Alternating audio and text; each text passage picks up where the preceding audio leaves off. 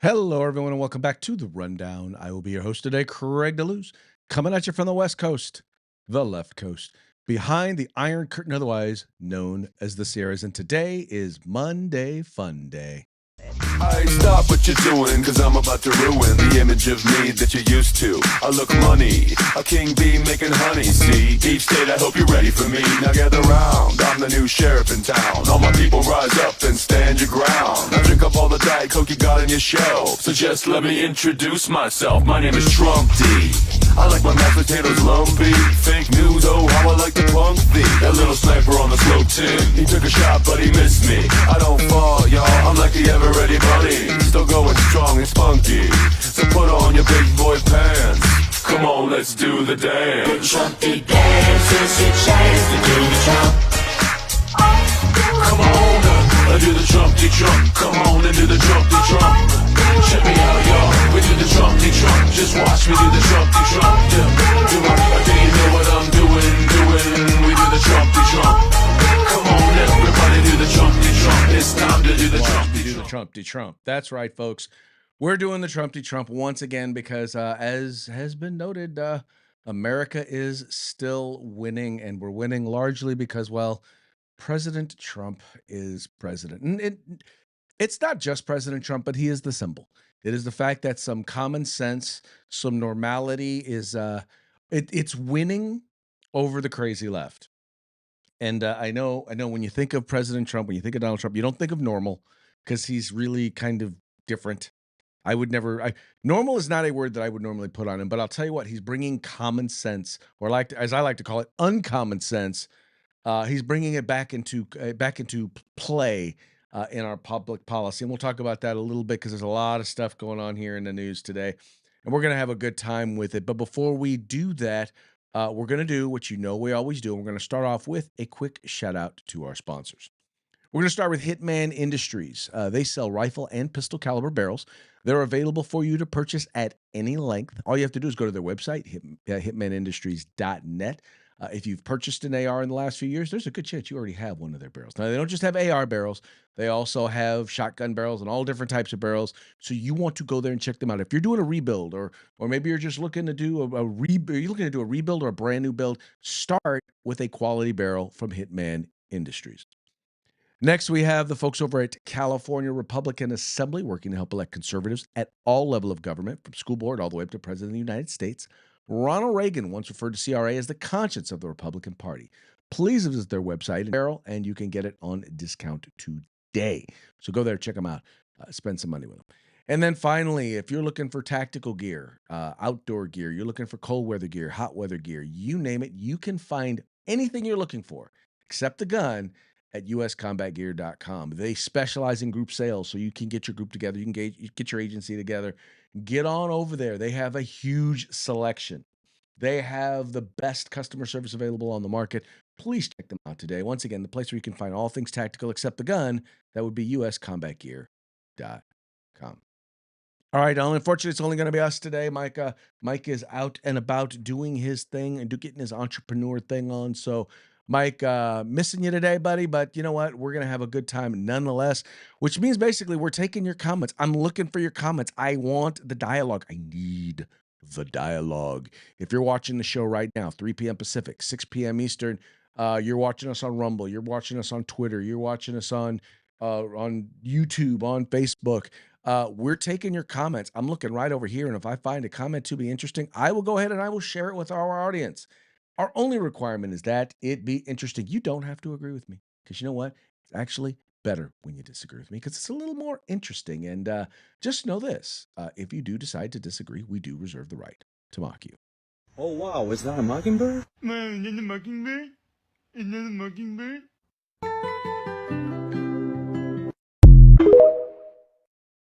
Yeah, we do reserve the right to mock you. Not saying, just saying. So anyway, go ahead and give us a comment. Let us know. Hey, if nothing else, just let us know, where you're watching us from, and let us know if you what you think of the program. In any case, we're going to start here, and as you noted from the title, as it came across your screen, the government shutdown is, well, it's coming to an end, or should be coming to an end. A number of purple state Democrats have voted with Republicans to reopen the government. Here is the story as being reported by our friends over at, well, I don't know about our friends, but definitely by the folks over at NBC News. Good evening. I'm Jessica Layton in New York. There is breaking news tonight on the longest government shutdown in U.S. history. Let's go live now to Capitol Hill, where the Senate has just taken the first step to end the record-long government shutdown, 40 days and counting. Senators voting to pass a new bill proposed by Republicans that would fund the government through January 30th. Now, this bill still needs to go through the House, and it is not yet clear whether House Democratic leaders are on board with this deal. Now, the bill notably does not include an extension of expiring Affordable Care Act subsidies, which, as you know, was a major sticking point and still is for Democrats. Democrats instead settling for a promise that the Senate will vote on a bill for that next month, two sources telling NBC News tonight. Let's go straight to NBC News Chief Capitol Hill correspondent Ryan Nobles. Ryan, good evening. Let's talk about what this procedural vote means and what is in the bill, or perhaps more notably, what is not in this bill. So this is the first step in what will be a relatively long process to finally get this bill over the finish line and then eventually get to President Trump's desk, and then the government will be back open. The Senate is a very laborious place. It takes a long time for legislation to work its way through the Senate, but essentially this was the most important hurdle. It demonstrated that there were 60 Senate Republicans and Democrats that were willing to vote yes on a package that would get the government back open. They'll go through these procedural hurdles over the next couple of days, depending on how many senators want to hold the process up. It could be wrapped up as soon as Monday. It could take until Wednesday or Thursday of next week. And then, of course, the House will have to return to Washington and vote on it as well. There's no guarantee that it will pass in the House. But given the fact that Republicans in the Senate were in favor of this, President Trump has signaled optimism as it relates to it. It would be very surprised if House Republicans didn't get on board. Now, in terms of your second question as to what is in this bill and what is not in this bill, the most important thing it does is reopen the government. It funds all government programs and agencies through the end of January. Three agencies, including military construction and agriculture, Department of Agriculture, will be funded through the full fiscal year, which would go into September. It would also fully fund the SNAP program through the end of September. And it would also claw back some of those job cuts that were handed down by the administration at the beginning of the shutdown, which was a response to the shutdown. It would guarantee those folks who lost their jobs at the beginning of the shutdown would get their jobs back. And also, every federal worker who has lost out on pay over this 41-day, what could end up being a 45 or 46-day shutdown, will get all of that back pay as a result of it. Okay, so here's the deal. What has happened here is really quite simple. Democrats, their main thing was they wanted ACA subsidies. They wanted basically for the government to subsidize the Affordable Care Act. You know, that thing that was supposed to, in and of itself, make healthcare affordable, but actually didn't. Yeah, that they want to get that back. They want to get that subsidy back. So, and what's funny is the original subsidy, the subsidy that the Democrats put in place with a sunset, wasn't even really about, I mean, never really, and they kind of ignored this. It never really addressed the issue that the ACA never really made healthcare affordable. What they said was, oh, well, because of COVID, people aren't going to be able to afford their premiums, so let's subsidize it. And so now that COVID is over and, you know, we're basically back to full employment, there's no reason why people should need those subsidies, except they do. They do, because the ACA has done nothing to make healthcare affordable. They do because the not the Obama era, but I could call it Obama because he's really Biden. Biden is actually Obama too. But the Biden era inflation that increased costs dramatically played a huge role in increasing the cost of living for most Americans. And so now we're still seeing the cost of the ACA go up and up and up and up. You know, the Affordable Care Act, which should be called actually the Not So Affordable Care Act, or the Inaffordable Care Act is what it should be called. Now, the reason why many Republicans are against this is because they really need they want the American people to see that the Affordable Care Act is actually not affordable. They really want them and they really kind of need them to see that, because what's happened is we basically had 4 years of subsidies that have not kept the premiums down. Keep in mind, it hasn't kept the premiums down. It's just meant that the end user is paying less. The balance of those premiums have been paid by the taxpayers through this subsidy. And the American people don't realize that. They think, oh, yeah, the Affordable Care Act is making healthcare affordable. No, it's not. Healthcare costs are still going up. Health insurance costs, what the premiums cost, is still going up. The difference is that you and I have been paying not just our increases in premiums, but we've been paying the increase in premiums for people on Obamacare. And, if we really want to reduce the cost of healthcare, and this is one of the things, by the way, I'm sincerely hoping, because, I had someone ask me about this, and they're like, well, what are the Republican proposals? And I've seen the proposals. I've seen one here, and I've seen one here, and I've seen one here, but it's hard to find a really comprehensive proposal out there where it's like everything in one. The problem is this, is that number one, there is no silver bullet to reducing healthcare costs. But where Democrats are trying to do is they're trying to do it by, they call it reducing healthcare insurance costs, but the reality is what they're doing is they're subsidizing it, and they're subsidizing it with taxpayer dollars. And that doesn't do anything to reduce the cost. In fact, the more government money you throw at a problem, the worse it gets. Just ask the state of California when it comes to homelessness. We spend billions in order to increase homelessness in California. Whenever the government starts throwing money at a problem, you bring out the agencies that quote unquote claim to, they claim to want to fix that area, but what they do is they work in that area. And by working in that area, they mean they're going to spend the government money that you give them. And they're going to make sure that money is spent. They're not going to tell you how.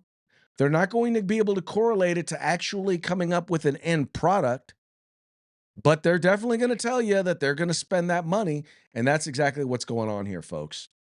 Now, what you are likely to see, because one of the things they did agree on a vote.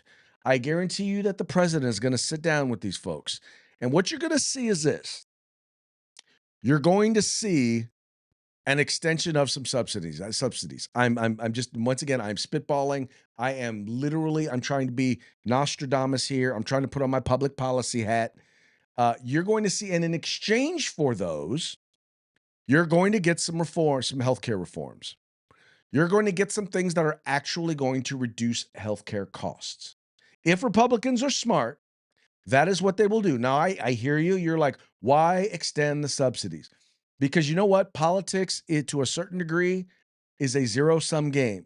And sometimes you got to give a little to get a little. And if we can continue some of the subsidies in order to get some real reforms, it's something we got to take a look at. But once again, I'm talking real reforms in exchange for temporary extension of subsidies. Because I believe that when you do that, you're going to help to drive those healthcare costs down, or at least keep them from increasing the way that they've been going. And I think then Republicans can actually then, going into the 2026 election year, actually talk about how they are working to address affordability. One of the reasons why some of these Democrats were willing to cave on a vote is because, well, if we can get the Republicans on board voting, or get on record voting against the subsidies, well, then they're against affordability. They're against making America more affordable. So that's why they feel comfortable on that. Once again, their goal is not to solve the issue. Their goal is to have the issue for the next election. And I think that if Republicans play this right, they can not only help to address the issue and make it better, but they can also own the issue for the next election. Anyway, so that's going to be an interesting one. Some people are like, well, one of the things he's doing is they're giving back the money Or they're hiring back the people that Trump laid off and the people who got furloughed. And where's the president going to be on this? Well, this is what he had to say about it. I don't know what happened to Marjorie. She's a nice woman, but I don't know what happened. She's lost her way, I think. But I have to view the presidency as a worldwide situation, not locally. I mean, we could have a world that's on fire where wars come to our shores very easily if you had a bad president. We had a horrible president, and we ended up with Russia, Ukraine, and we ended up with other disasters, too. Don't forget. Okay, clearly I pulled the wrong quote, but basically what he said was, look, if they strike a deal, I'm gonna support the deal. You know, even though, yeah, some of the employees that he laid off are gonna get hired back. Yeah, workers are gonna get their back pay. His attitude is, look, if they strike a deal and we get the government back open, I'm gonna reopen the government. Now, here's what I'll have to say on that. I think that's always what he planned. I really do believe that was always what he planned, because what he did was he gave them something where they can get a win. They lost because he had a right to furlough those employees. He had a right to, I mean, when you shut down the government, when you refuse to fund it, you empower the executive to do what he's got to do to cut costs. So he was well within his authority to do exactly what he did. Well, now guess what? Now they get to declare a win. They're like, look, we got these federal employees their jobs back and we got them back pay. Once again, I believe he always planned that. I believe that was always going to be the case. And it gave them an opportunity. It gave Democrats an opportunity to have a win. So anyway, whatever. I don't know what y'all think about that, but that's my perspective. That's what I believe turned out to be the case. And I think it was a good selection for him. I think it was a good option for him. Once again, the government looks to be reopening, and I am also, though, very, very much looking forward to I'm very much looking forward to them sitting down and discussing the affordability of healthcare, how we actually make healthcare affordable. And I think that if Democrats are serious about that, they will take him up on this opportunity. And what they'll likely do is they'll agree to the affordability measures, and they will wind up agreeing to a temporary extension of some subsidies. What those look like, I do not know, but I'm willing to bet you that's how things are going to go down. All right, next in the news, Trump came up with an idea that I have to say, I get it, but I disagree with it. All right. And here's what the proposal is. He is basically proposing a 50-year mortgage. That's right. Reporting from Breitbart, Trump proposing game-changing 50-year mortgage to tackle home prices. The Trump administration is indeed working on a plan to introduce 50-year mortgages for home buyers. Federal Housing Finance Agency Director Bill Pulte announced Saturday. Thanks to President Trump, we are indeed working on the 50-year mortgage, a complete game changer, Pulte wrote in a statement in the social platform X. It says here, Pulte, here, this is the thing he did here. He says, thanks to President Trump, we are indeed working on the 50-year mortgage, a complete game changer. And here they are talking about how President Roosevelt, President Roosevelt, FDR, who was no friend of the free market, and now you've got Trump proposing a 50-year mortgage. It says here, the director included a graphic from the Truth Social post by President Trump from earlier in the day, showing a portrait of former President Franklin D. Roosevelt next to one of the current president with mortgage lengths. Roosevelt established a fixed-rate 30-year mortgage as a part of the New Deal to help Americans recover from the Great Depression. Trump campaigned on creating housing opportunities for younger, first-time home buyers, but the U.S. has seen housing prices and mortgage rates remain high. The average age of a first-time home buyer reached all-time high of 40 in 2025, according to a report of the National Association of Realtors, way up from the past decades, where the typically Americans in their 20s and 30s. Anyway, So that's what he's proposing now. Here you have Marjorie Taylor Greene. Her statement: "I don't like 50-year mortgages as a solution to the housing affordability crisis, and it ultimately rewards banks, mortgage lenders, and home builders, while people pay far more interest over length of time." And I had to say this: MTG is right on this one. I That's one of the reasons why I take an issue with it. Um, It's a 50-year mortgage versus this is from Pro America Politics. A 50-year mortgage versus a 30-year mortgage would lower mortgage payment by almost $500 a month on a $500,000 house. That would really help young people get their home. Now, I'm gonna be real with you though. What they're not telling you is how much more you are going to wind up paying in interest for that very same house. Uh, how you finance it does not. It may address the house payment, but it doesn't address why the cost of the house is so high. In places where housing costs are incredibly high, it's not an accident. It's not an accident because the policies that are put in place in places like California, in places like New York, they are put in place to make it very, very difficult to build housing. In the state of California, for example, you pay over $100,000 in fees and whatnot, and in compliance before you can put a single shovel in the ground in order to build a single unit of a single unit of single family housing. It's incredibly expensive. Then you add on top of that the taxes that are on top of it, the property taxes, the Melrose fees, and all of the fees and everything around it goes like that. And they get you by selling you on this $500 less. But they don't tell you that it's almost going to double what you're going to wind up paying in the end for that very same home. Because when it's amortized over a long period of time, after 10 years, you've hardly paid anything. You've hardly paid any of the principal. You're still paying a whole bunch. You're still overwhelming majority of your payment is going to be is going to be is going to be interest. The overwhelming majority, right? It's Let me tell you this. They said the exact same thing about leasing when it came to leasing cars. They said, well, if you do a lease, then you buy. The idea was that was how they learned that's how they made it so that they could keep pushing up the cost of cars, which now cost as much as homes used to cost. But they push up the cost of cars because they deal with the financing.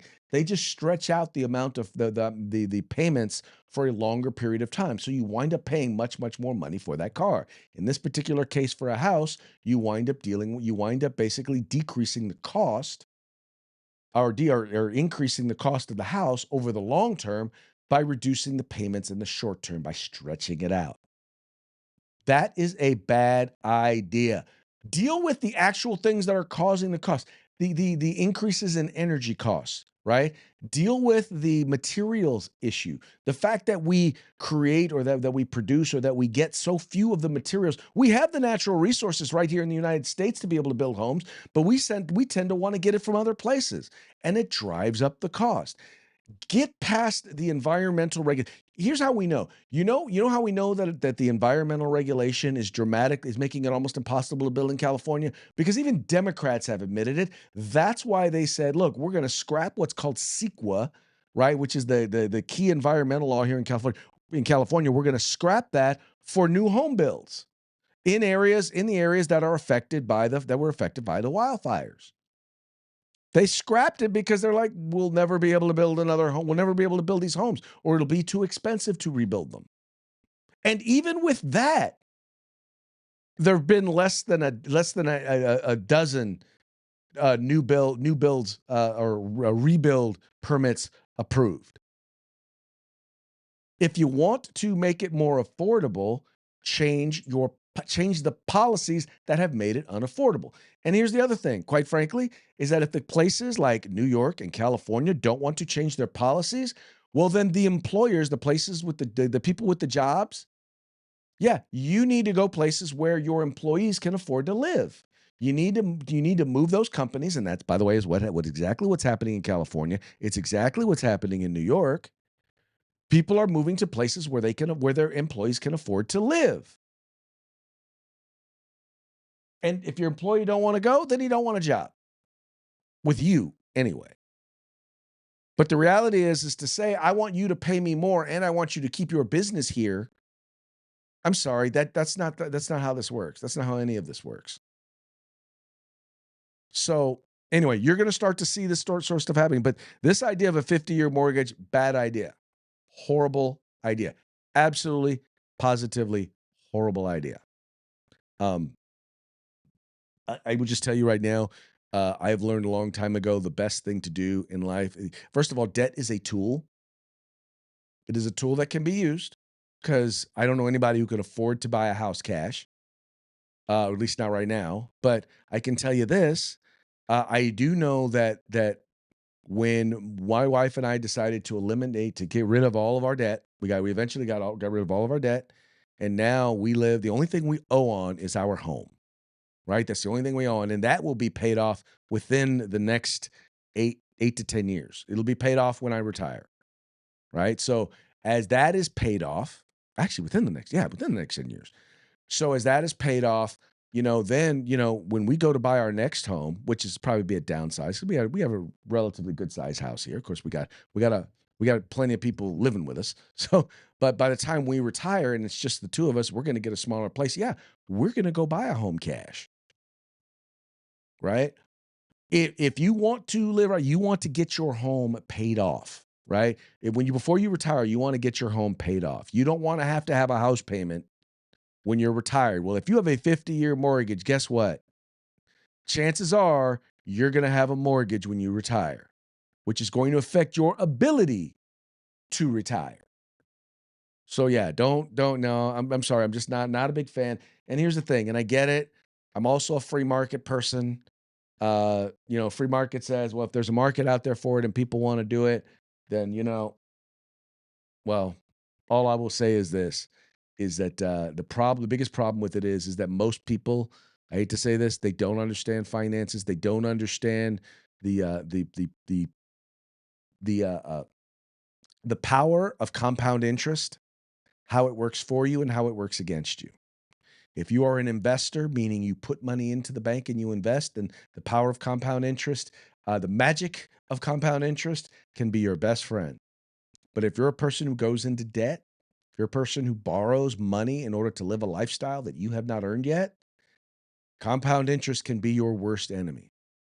I will just tell you right now, and we've been in that situation where we were paying for stuff that we had already gotten, we had already earned, we had already done all that, and now we're paying the interest on it. When we got rid of all of our debt, when we tightened our belts and we said, look, we're just going to live, and right now what I do is if I put it on my card and I pay the card right off. Now, what I found was when we started doing that, we started not putting stuff on the cards, when we started living debt-free, I got a lot more lifestyle out of the same amount of money, a lot more lifestyle.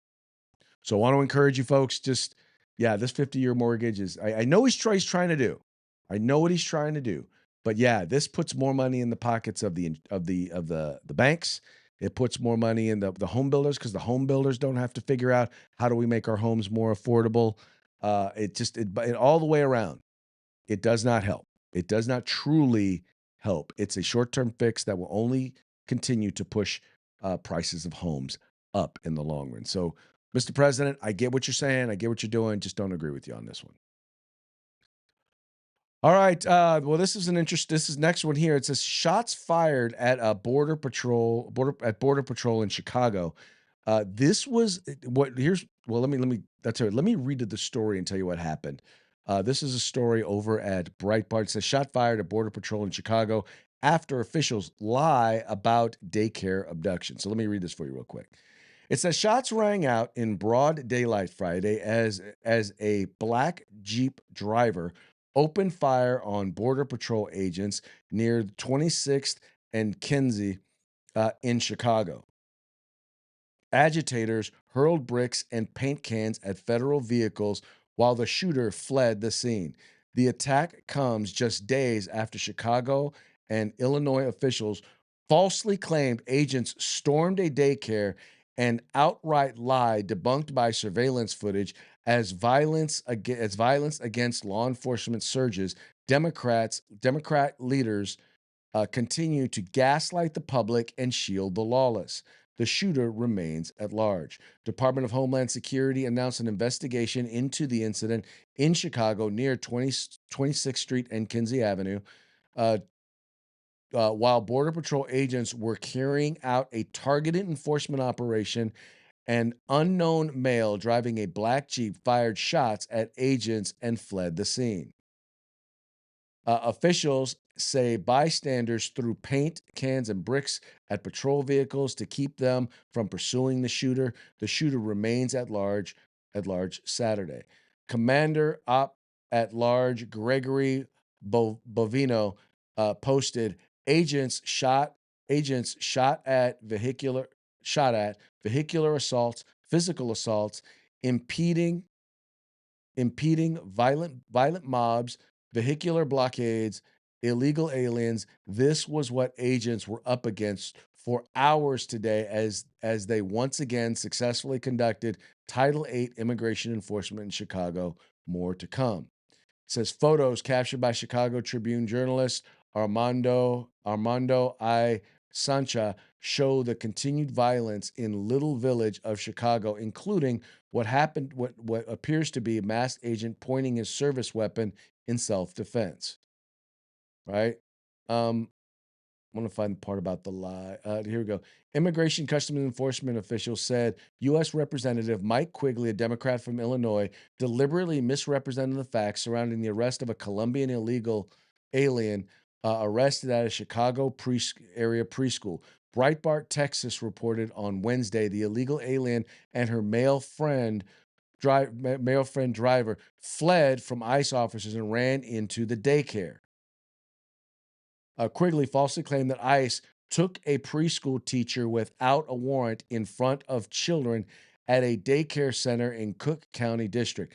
ICE officials responded, calling out Quigley for deliberately spreading false information about the arrest. It turns out the woman was an illegal alien from Colombia who had been given a work permit by Biden administration in 2023. Fox News' Bill Melugin reported. During the press conference on Wednesday, Quigley told reporters that ICE agents followed the teacher into the school without a warrant and abducted her in front of her students. Now, do I believe that he intentionally lied in order to get people riled up? No. Do I believe that he did not bother to actually get the facts of the case on the ground? Do I believe that he was so interested in pushing a narrative that he believed that agents would do this? Yes. Do I believe that he was negligent? And to be quite honestly, I believe verging on criminal negligence. When you are an elected official and you start pushing out lies like this that are in fact meant to incite, that's exactly what they are. They're meant to incite. I believe you put yourself on the verge of being criminally negligent. And that's what his thing was. He wanted to make sure that people were angry and were upset over what these folks were doing. And mind you, this was a person who jumped out of their car, fled into a preschool. So in other words, this was some stranger, some person who had no business in the daycare. Had no business there. It wasn't their daycare. They weren't a teacher. They were someone trying to barricade themselves inside of a daycare with someone else's children. And they arrested them. But that's not what, by the way, they arrested them in front of the children because they were hiding out using the children as shields. Now, I don't know that they knew that it was a daycare. All they knew was, they were trying to hide. But once again, you have the left inciting violence. And that's what all of this violence is going on. All of this has come as a result of Democrats and the media, which is pretty much one and the same, pushing out this false narrative.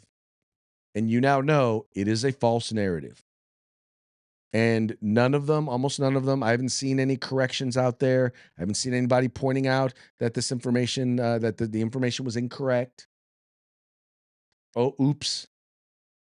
But once again, you have elected officials who are pushing this stuff out as if it's fact. And they're inciting violence. And so now you have officers who are in physical danger. They're being shot at. They're having things thrown at them. And if you don't think that having a brick thrown at you is a big deal, let someone throw a brick at you.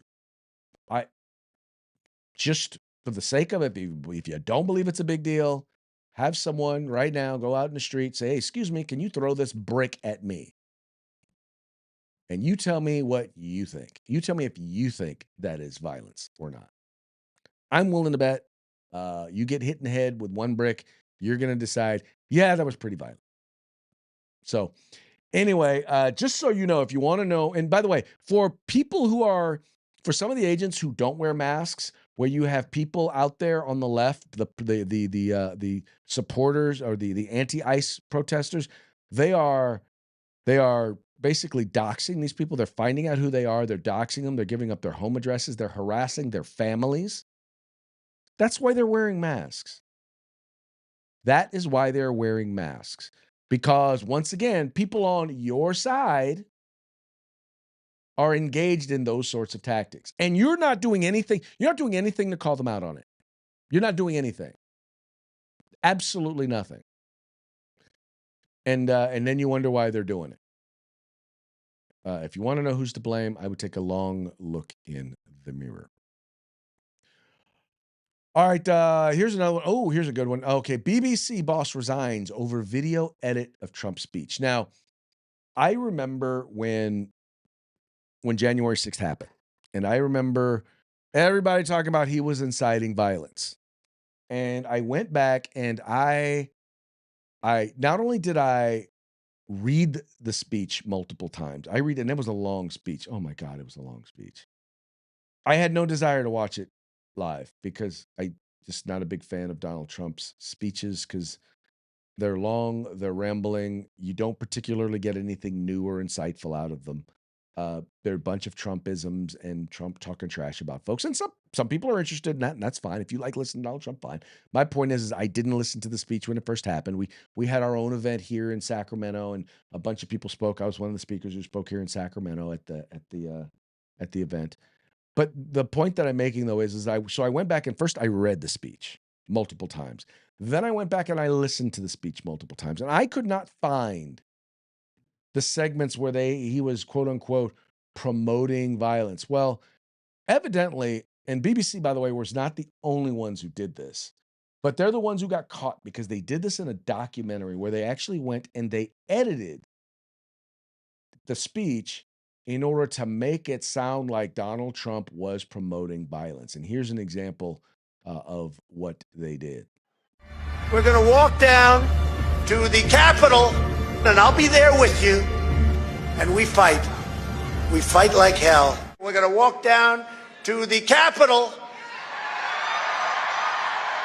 and we're going to cheer on our brave senators and congressmen and women.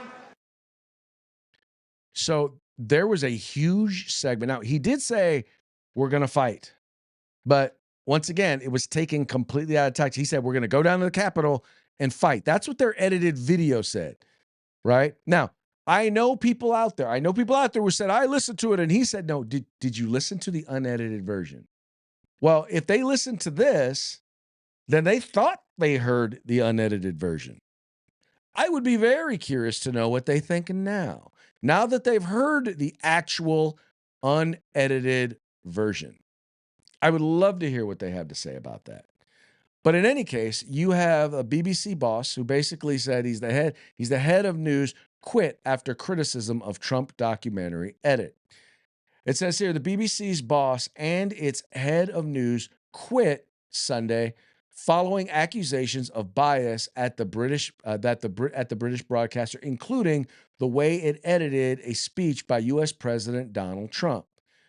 The publicly funded BBC, which basically makes them the PBS of Great Britain, had been under mounting pressure after an internal report by a former standards advisor, which cited failings in its coverage of the Israel Hamas war, transgender issues, and a speech made by Trump was leaked to the Daily Telegraph newspaper.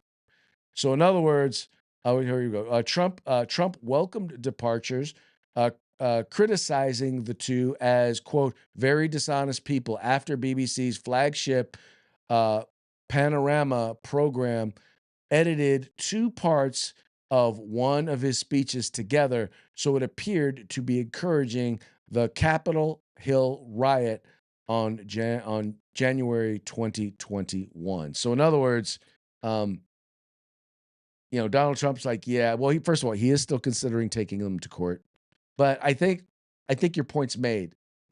If they admit that they did it, and I think anyone else who made those edits needs to admit that they did it. Once again, I doubt that. The sad part is, I doubt that many of the people who hate Donald Trump will care. They won't care because they have bought into the lie. We have told them that it's a lie. We have showed them that it's a lie, and yet they still want it. They still would rather believe the lie than believe the truth. I know, crazy. But part of that is a pride thing because no one wants to admit that they've been duped. No one wants to admit it. So I don't know how you get them to change their minds. But there are some people who they hate Donald Trump. They are convinced that America is worse than living in Somalia. They are. They're convinced that America is the worst place in the world to live, which then begs the question, why are you still here? If it is so horrible to live here, nobody's keeping you. Absolutely, positively, nobody's keeping you here. If it's so horrible, go to one of those places. I'll tell you this. So I was playing golf with a family member, and it was funny because there were total of 6 of us, and 5 of us are Republican or center right, and he was the one young man. He's planning on going to school, and he's going to be he's going to major in public policy or poli-sci. And I asked him, so where are you on the political spectrum? And he said, well, I'm a Democrat. And then come to find out, well, he actually likes some of the policies or some of the proposals of Karl Marx. I said, you're not a Democrat. You're either a democratic socialist or you're a neo-Marxist. Well, I don't like all of this, but I like the outcomes, the goals that he sets. I said, it's kind of like this. I said, in this game of golf, I have a goal. All right. My goal is it's only going to take me one shot to knock the ball into the hole on every hole. And I'm going to shoot a round of 18. That's going to be my round. Now, you like that goal, right?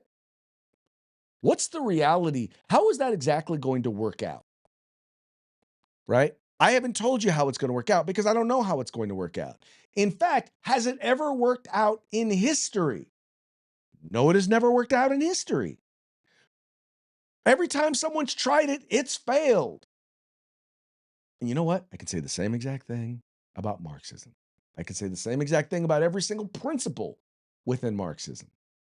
I said, if you want to know how bad an idea Marxism actually is, just go read a biography about Karl Marx, who he was, how he made a living, and how he came about deciding all of the things that he decided in his Communist Manifesto. And when you do, you will find out, you'll realize just how bad an idea Marxism actually is. So I'm working on the young man. I told him, I said, tell you what, I will leave you alone and I'll let you go if you will just do one thing for me. Just one thing. There's 2 books I'm going to recommend you read. All right, 2 books I'm going to recommend you read. I really need you to read at least one of them. One is going to be the biography of Thomas Sowell, because I want you to hear Thomas Sowell was a Marxist. He started off as a Marxist, supporting Marxism, and life experience taught him that Marxism was a bad idea. Anyway, one of the most renowned economists. And the other book I'm going to have you read is Basic Economics by Thomas Sowell. I said he will explain to you the difference between Marxism and socialism, Marxism, or between socialism and communism, and capitalism or free market economy is the actual term. He'll explain to you the difference, and he'll give you tons of examples as to why the free market works so much better. And it's not just about those two topics, but it'll give you an understanding of economics that most people don't have. And the reason why they fall for the okey doke of the democratic socialists or the Marxist tendencies or the big government Democrats is because they don't understand how economics works. Because when you do, you realize that all their policies do is set you up for failure. That's it. That's all. All right, folks, that now brings us to our parting shots. Parting shots are brought to you by Hog Holsters. Just go to hogholsters.com. Use the discount code The Rundown. All caps, no spaces. Get your hog holster today. All of our parting shots will be brought to you today by our friends over at the Babylon Bee. Fake news that you can trust. We're going to start here. Democrats agree to end shutdown in exchange for a 15% off coupon to Cracker Barrel. Yeah, pretty much that would be more than what they actually got. Because if you look at what happened from the very beginning, all they really got was the government shut down for, 6 weeks. That's all they really got. Not much more than that. Oh, here we have another one. Trump unveils new eternal mortgage. Yeah, that means you're always going to be paying on it. That's this thing called rent. It, although, may be like rent control. Or actually, we already do have something like that. It's called a interest-only loan. It's just usually interest-only loans have an end date. This one has no end date. Anyway, back to the shutdown. Congress prepares to pivot from doing nothing because of the shutdown to doing nothing because, well, they're Congress. This is sad because it actually does play to a very serious thing in that it's been a while since Congress has actually done their jobs. I will say the House, even under Democrats, does pass legislation. They do. It's just when it gets over to the Senate refuses to take it up. So I'll give them a little bit of credit on that. Both parties, I'll give them a little bit of credit on that. And then finally, liberals trying to remember what they were mad about last week. Because it's always something, right? It's the Epstein files. Well, wait, they weren't upset about the Epstein files before. There's affordability, but it's their policies that made the country unaffordable. It's people living, it's the homeless crisis, but 42% of all new homeless cases are illegal immigrants. Oh, it's immigration, but they're the ones that are just letting people in the country. They have a hard time remembering what they're mad about because generally what they are mad about has almost always been, well, their fault. I know. Tough one to deal with. All right, folks. So that brings us to the end of our show. But before we go, we're going to give one more quick shout out to our sponsors. We're going to start with Hitman Industries, rifle and pistol caliber barrels available for you to purchase at hitmanindustries.net. We got the California Republican Assembly, the conscience of the Republican Party. Please check them out at cragop.org. We've got the best in concealed carry tactical holsters available on the market at hogholsters.com. That's HAWG holsters.com, helping Americans wear guns. And then finally, we've got the place where you can find all things tactical except the gun, uscombatgear.com. All right, folks, that's going to be it for today's program. We will be back tomorrow on Taco Tuesday. Till then, you have fun, stay safe, encourage your friends to like and share the program. Hurry, please let them know this here be the spot. This is the spot to hang out. Anyway, encourage them. We'll talk to y'all later. See you mañana.